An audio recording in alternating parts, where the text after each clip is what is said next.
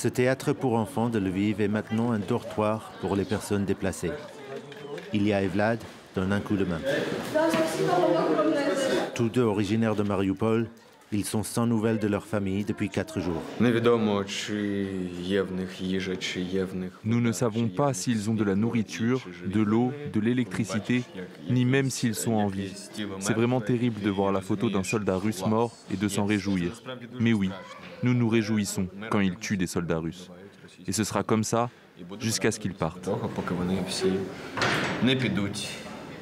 Dans ce théâtre, ces comédiens de profession offrent des conseils aux nouveaux arrivants, mais font aussi office de gardiens.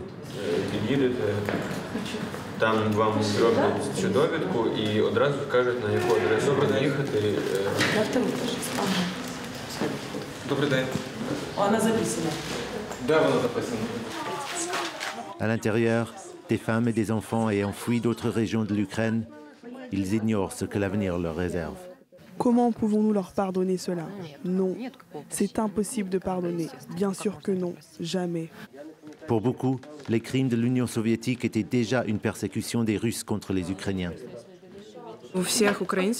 Dans leur arbre généalogique, tous les Ukrainiens peuvent trouver l'histoire d'un membre de leur famille qui a été exécuté. Et ceux qui s'en souviennent savent qu'il ne faut rien attendre de bon des Russes. Les Ukrainiens savent bien que très peu de Russes protestent contre la guerre. Nous ne pouvons pas pardonner aux Russes leur silence. Se taire, c'est être complice de cette agression.